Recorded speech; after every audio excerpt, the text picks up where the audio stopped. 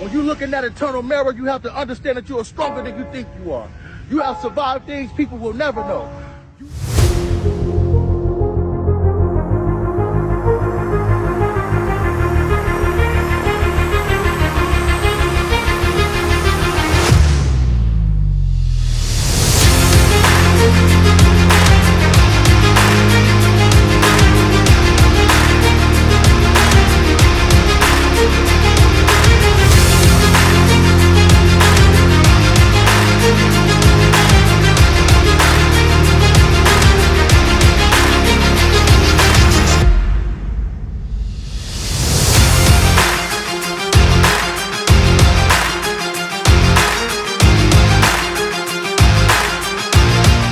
He's such a nice guy. And when I first met Bryon Russell, John and Carl should remember this. I was in Chicago in 1994. I was working out for baseball. They came down for a workout and shoot around. I came over to say hello.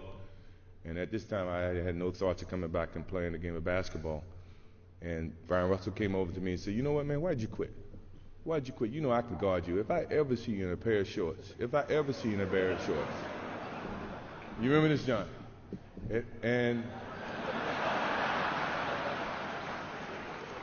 so when I did decide to come back in 1995, and then we played Utah in '96, I'm at the center circle, and Bryon Russell sitting next to me, and I look over to Bryon. I said, "You remember this conversation you made in 1994 about I think I can guard you, I can shut you down, I would love to play against you. Well, you're about to get your chance." And believe me, ever since that day, he got his chance. I don't know how succeeding he was, but I think he had his chance, and believe me, I relished on that point. And from this day forward, if I ever see him in shorts, I'm coming at him. Big energy. What up, Walt? What's going on? What's going on, brother? Oh, you over there getting it, huh? One day, you already know. First of all, I want to say thank you for taking the opportunity. Yeah. I appreciate it, brother.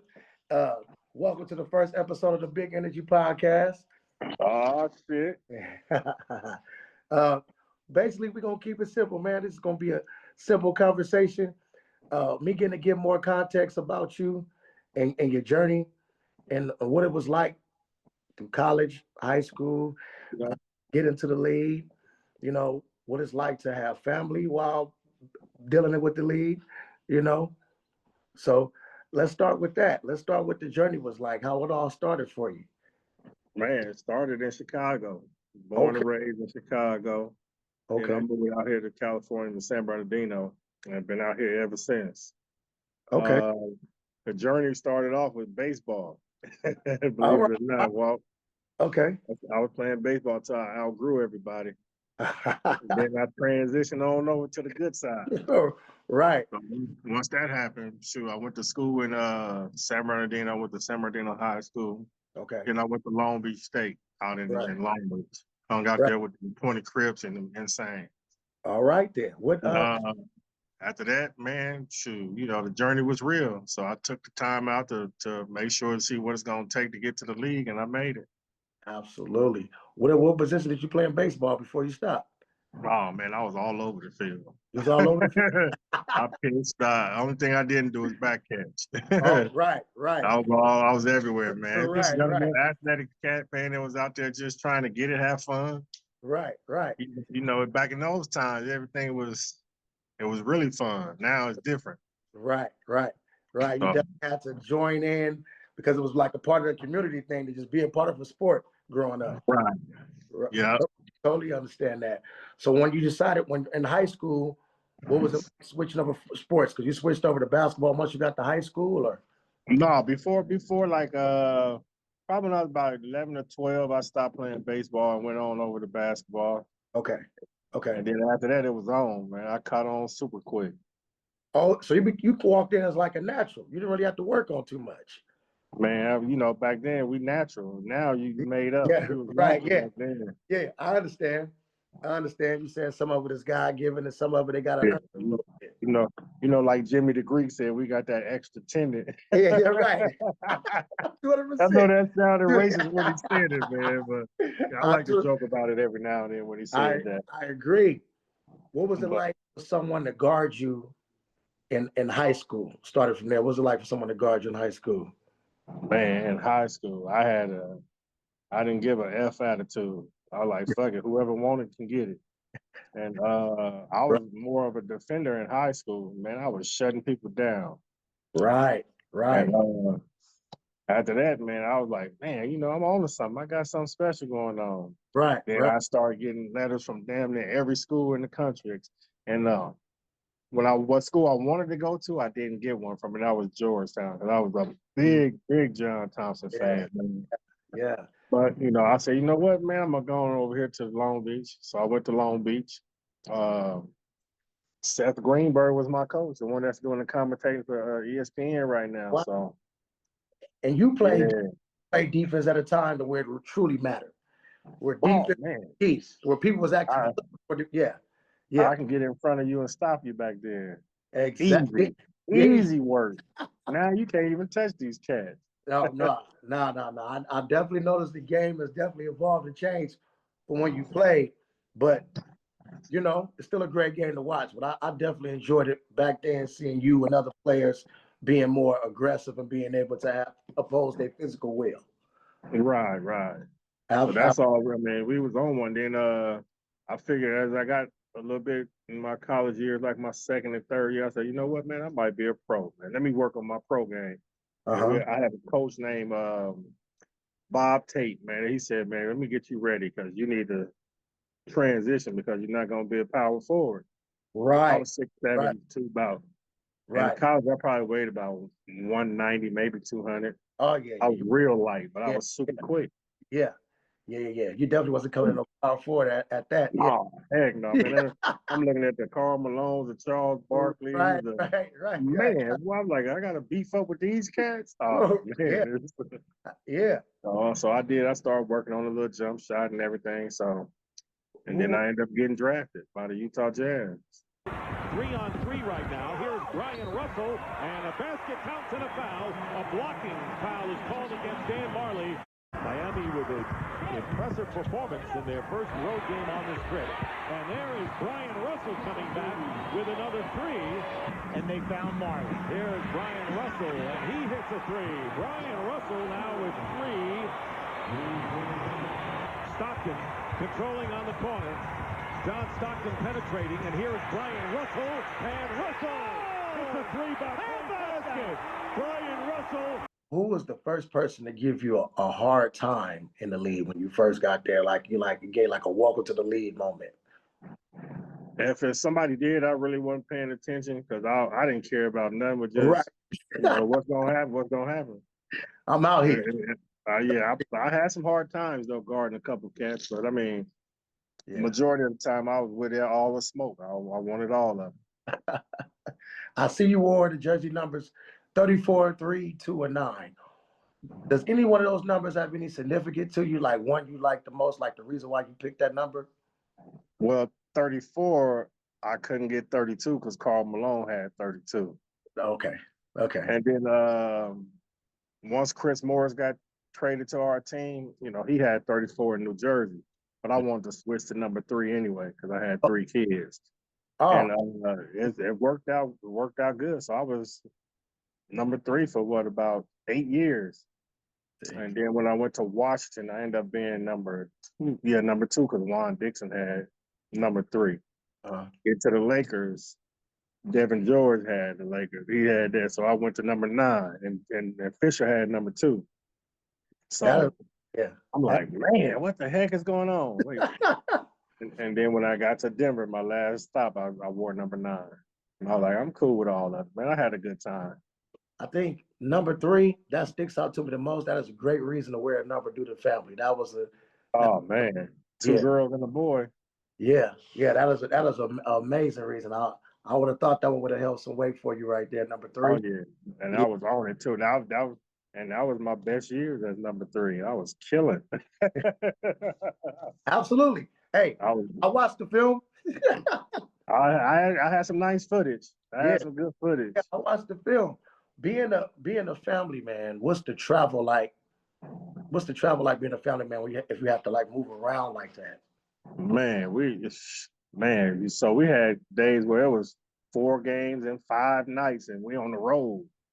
And then man, we was 82 games, 41 of them on the road. Uh-huh. So we had it. Once like the season to me is tough because when you come home late. The kids and Right, the wife is asleep. right, So right. then I get up and go to practice in the morning. I Yeah, come back, it's you get your time with them, but the summertime is when you really get the most time with your family.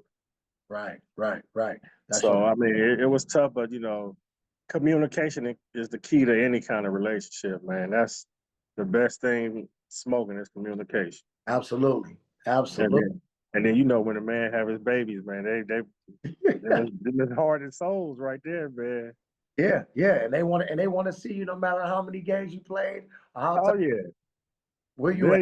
They even stay up at nighttime. I'm like, why y'all ain't in the bed? We just wanted to see you come home, daddy. Waiting, So, and that was touching. hey, That was touching. that's winning right there after the game. Oh man, big time that's winning. That's definitely winning. That's a touching moment. What about? So you said you never cared about nobody on the defensive end when you had to guard them. What are some of the moments that you feel like were very captivating for you, like a moment on the court where you felt like I'm just in the zone today, like I'm feeling very unstoppable? Man, it depends on them shots, man, because if the first two go down, oh wait, boy, you gotta do the heat check, You right, gotta get Walt? right. Hey man, so that's what made it fun. It was a couple times, man. I remember I give you one scenario where I thought I was gonna be on fire. Uh-huh. We played in Portland one time. Uh-huh. I hit my first shot. It was a three. I was Uh-huh. like, oh, okay. And we in Portland. I'm like, all right, I might be all right. Yeah, Man, yeah, I went 1 for 17. I stunk it up, Walt. I ain't gonna lie. I had that was horrible. I was trash. I was trash, man. yeah. And you got to keep playing like you didn't miss 17, right? You got to keep. Man, what? I can't even look driving to the basket. I was missing layup. I'm like, man, there's something wrong. What's wrong with me, man? My equilibrium all of a sudden. They thought the Space Jam effect happened. You touched the ball, lost the power. Oh man, it was one of those moments. But I mean, you go Yeah, through them. But then there was some games where I went 10 for 11 or 12 for right, 14. right. So it happens. It happens. What's when you what's something when you like made it to the league? You were grown when you made it to the league, right? Oh yeah, yeah.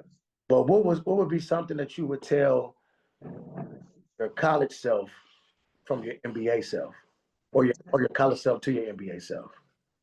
From what I know now, that if I would have known then, Yeah. I probably would have. I probably would have. I don't know, and I'd have shot the ball more serious in college. Hmm. I was more about I'm a rebound and stop you, but I was scoring at the same time. But I didn't take everything serious like that until I got in the league. Got you. Because my first year, I went 1 for 24 from the 3-point line. I was like, oh no, that's not no, but oh no, You- no, we're not having that no more. Yeah, my goal was to whatever I couldn't do the year before, that's what I'm coming back doing. So Right. I'm adding on to my game instead of just being content and comfortable with, okay, I can dribble left and right. Okay, yeah, I can shoot, but now I got to do all this other stuff too. Right. Work ethic for sure. Work ethic. Like I always say this saying, I'll say your mentality determines your reality. So how you see it up here is how you're gonna see it in your vision. How you see it in your vision is how you're gonna manifest it out your mouth. Oh yeah, without a doubt, because I know that in my mind, when I lined up against Kobe and the Jordans, I was like, man, I don't give a fuck about them.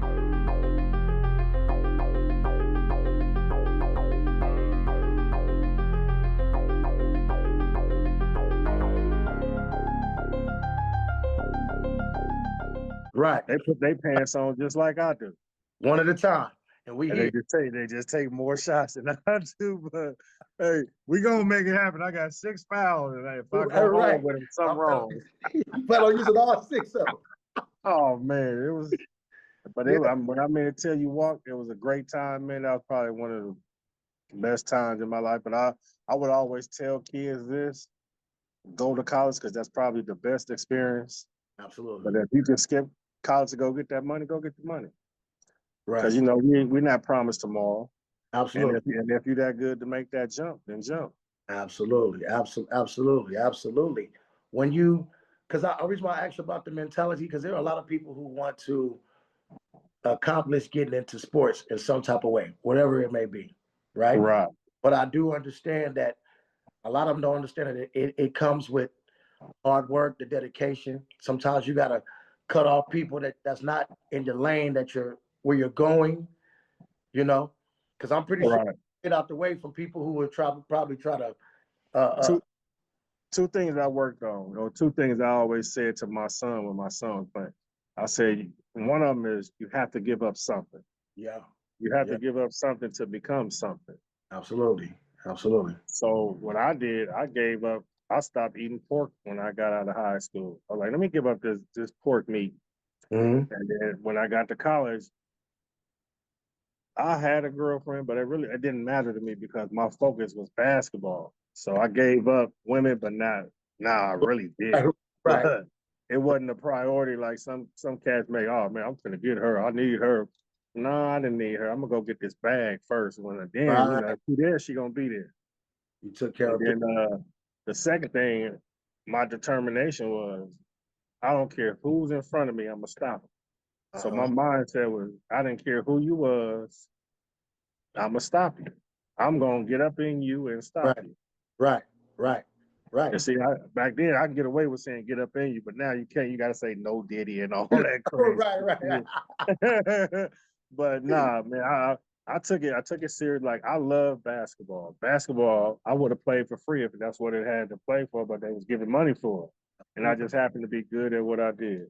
That's true passion. They say if you're willing to do something for free, you'll never feel like you're working. You just Right, yeah. And then it came, and the game came so easy. And then once I got to that third level, I call it the third level. The NBA is the third level. okay. Man, it was on and crack. It was on and crack. Absolutely, man. The one thing that I noticed, because like I said, I wouldn't watched a lot of film because I saw you plenty of times, but to actually go back and rewatch it now, like you are very aggressive on imposing your will. That's Oh, man, if I could take your heart, I'm gonna take it. If I knock you down, I'm not gonna help you up, Walt. Oh, not no, So no. my boy that played in college with me, Lucius Harris, he got drafted to New Jersey.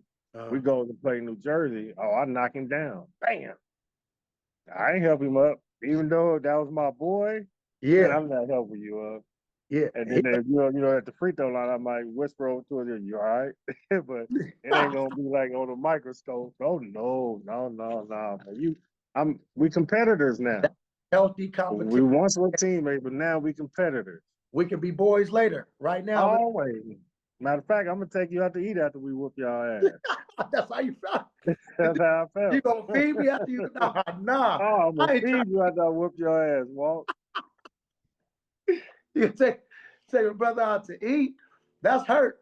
That hurt. Hey, man, hey. I gotta rub it in, right? You do though. You do though. Like you like the least I can do is feed you after I done cooked you. Right, yeah. I'll feed you. This is the least I can do. Absolutely. Hey, hey, we out here chilling, man. Out here getting our little barbecue on, man. This what black folks do, man. This is what I like to see right here. This is the day in the life. Look at this, man. Yeah. On a good Sunday Hey, too. well, we don't play, man. We play cards. We play dominoes. Man, we just go out there and we enjoy life. On a good Sunday. Hey, and I bet you know what? It ain't even a Sunday. You probably do it on any day that end with a Y at this point. Man, any day that end with sunlight, I'm doing it. Hey, it could be dark. I'm a barbecue. Are you doing in the dark? Are you legit? Oh, what? Ain't nothing like the light coming from the fire, right? Yeah. There Yeah. it is. Yeah. I'm gonna need some up off that grill. I see your hands be in the kitchen, man. You be doing your thing. Man, the kitchen is the easy part of life. Yeah. Yeah. That's the easy part of life. Yeah, man. I'm gonna have to check out some of your grilling skills, man, because I see you be doing your thing. And you know what else I tell everybody? Well, I wasn't always a basketball player. No. No, man, that basketball is easy. Cooking is But the challenging part. cooking is the challenging part. Well, yeah. So how long you been cooking? Because I know sometimes cooking takes some time to get your skills up. Man, I've been cooking since high school. Oh My yeah. mom and my uncle, man, they was some of the two best cooks I ever been around in my life. So I'm out there learning from them. And the cold part is when you learn how to measure without, using measuring cups and all Oh, of that. you So you you got that eyeball eye test going. you eyeballing ingredients and stuff. Then Eyeballing everything. I'm watching. you locked in. I'm locked in. I'm zoom. I'm You zoomed in, Walt. you locked in, man. I'm gonna have to get on your level. I don't know if I'm eyeballing ingredients there, but I'm gonna have to work on it though. I feel like I gotta catch up now. It's easy. Yeah. And then I also tell everybody when you're in there, just taste test. Don't put seasoning on there until you get ready to taste it. Taste. If you need a little more, put a little more on there. Right. And then you'll know. You just gotta remember what you did. That's all. Now as I see you do a lot of things with the community and the youth. What made you get started on that? Man, I always give back to the kids, man. I don't care what color you are, white, black, brown. I mean, that's our next generation. So if we don't mold our next generation to be something, Yeah. we ain't doing our job as the older generation. Absolutely. Absolutely. So like, I'm up there at the school you at Dickinson Elementary. Mm-hmm. I figure if I touch one kid, I'm happy. But if I can touch 3, 4, 5 of them, oh man, I'll go home feeling happy every night. Absolutely. Absolutely. And I'm pretty sure for them, you want to encourage one of them to when they get to where they got to go in life, they're gonna want to give back. Because and you got to be passionate about what you're gonna do. Yeah. Like I'm always telling kids, you don't have to be a basketball player, or a football player, or a hockey player. You could be the best doctor in the world if you put your heart to it. You put your mind to it. Be the best at what you can be, not what somebody wants you to be. Absolutely. Absolutely. A lot definitely as individuals will have opportunities to be the best that they can be for whatever road that they decide to choose. Right, because my journey might not be that journey that you have for yourself. Absolutely. Absolutely. Right. Now, the world wants to know, you already know this, that pivotal moment when you're guarding MJ, what's the energy in the building like? What's the mindset like? The time on the clock? You know what time it is? What's that moment like? All right, so look. So we're gonna go, I'm gonna take you on the journey then. So this is how I always looked at it. In the playoffs, it's a possession game to me. Mm-hmm. So I would tell my coach named Gordon Chiesa, I was like, you know what? Just give me the breakdown of MJ in the fourth quarter. Okay. All right. I'm gonna see everything that he do in the fourth. Mm-hmm. And I don't care about nobody else because that's who I'm mainly guarding. Right. Right. So when it comes down to that last shot, I'm already knowing what he want to do. Right. He want to get to the middle. Like right. if you break down the history of what he do in the fourth quarter, he likes to get to the middle floor, pull up for the jumper. Uh-huh. So my thing was, okay, let me see if I can make him do something different. He did something that the world ain't seen before. He did. And then it became one of the better moves in basketball because everybody do the little hand push off. Absolutely. Absolutely. And then I tell everybody this. It's gonna be opinions. I can't change nobody's opinion. Was it a push off? It was. Because if you even slowed it down, you see his hand do that. Right. I'm faster than Mike. But referees didn't call it, so it couldn't have been. It could have been, but they did. Right. Yeah, they probably that was a pivotal moment to blow that whistle. Oh, you would have cost it. Hey, Walt, listen to the coldest part what one of these officials told me during the off season. What did he say? He said, you know what? If I was reffing that game, I would have made that call. So in the back of my mind, I was like, boy, you made that call, you would have been fired. You wouldn't have worked another championship game in your life. But I didn't tell him that. Right. And I ain't saying his name, but right, I understand. You get what I'm saying, right? Well, hey, listen. You make that call and see what happens. If I was refereeing holding that whistle up, I would have easily just dropped that whistle because I know. Because Game 7 was next. Once Game 7 comes, it's any man's game now. Oh, right. But I mean, Black Jesus, that's what I call him, Black Jesus. Right. For the people who have met him, I've been hearing people telling me, for their first time meeting him who haven't, They say he be floating, he don't be walking. They say he float when he walk. That's what they say. That's what they Yeah, floating or cruising, one or the other, right? that's what they told me. Now, question about one player. Well, two. How strong was Malone? Ooh. Is it safe to say ox strong? Yeah, yeah, yeah, Even though yeah. we don't have no oxes in the United States, he ox Right, strong. right, He was a workaholic, man. He get in that gym. It ain't no steroids, no nothing. That's all muscle. I watched it for 9 years. right, right. I ain't seen him pop no pill or inject no injection. Because those arms didn't look like they was built for hooping, but they kept a lot of people out the way. They was legit. They was legit. They was legit. Kept a lot of people out the way. Stockton. Oh man, pure point guard. Pure Yeah, point guard, man. yeah. One of my tops, but my all-time favorite is Magic. So, but Magic. Stockton, yeah. I can't argue that. And Stockton right there though. He two if he ain't one. The thing that interests me about Stockton is that he had a game that just flowed. It wasn't nothing too crazy, but it was also nothing you could do about it. And the cold part about it is he might have been our best shooter on the team. He was the assist man. And he did that. And he did that well.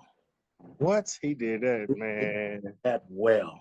And he get some steals on your ass too. They told me that he had a little attitude out there, like he talked a little, like he wasn't no pushover. Nah, he didn't talk no shit. He just got there and he just got it done. He just got it did done. his thing, yeah. With this game there. Yep.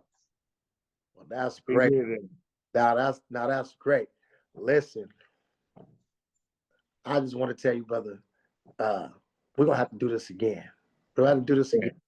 And I appreciate you having me on, man. Listen, I had no problem doing this. It was a no-brainer. Yeah. It was a no-brainer. That part right there. The opportunity, give you your flowers, brother. The opportunity to watch somebody, because I don't even remember how old I was when I watched that game and saw that play. Let's be clear. You know what I'm saying? Clear. Hey, Walk, I take all my flowers too, homie. That's what I'm saying. Passing up my shit. Hell no. Hey, this is me giving you your flowers, man. From me to you, because memories and history mean a lot to me. Oh, without a doubt. And you're definitely in the history books. I'm definitely in that mother. You in the history books. You know what I mean? You in the history books in the greatest way. I'm surprised you ain't got it, on your wall or something, in black and white or something somewhere. You know what? Everybody remind me of it so much. They got it on their wall. Like my homeboy, where I'm at now, my homeboy got the last shot on his wall. Really? But he also got my jersey on his wall too, though. Yeah. You know what? I'm glad that you reminded me of that.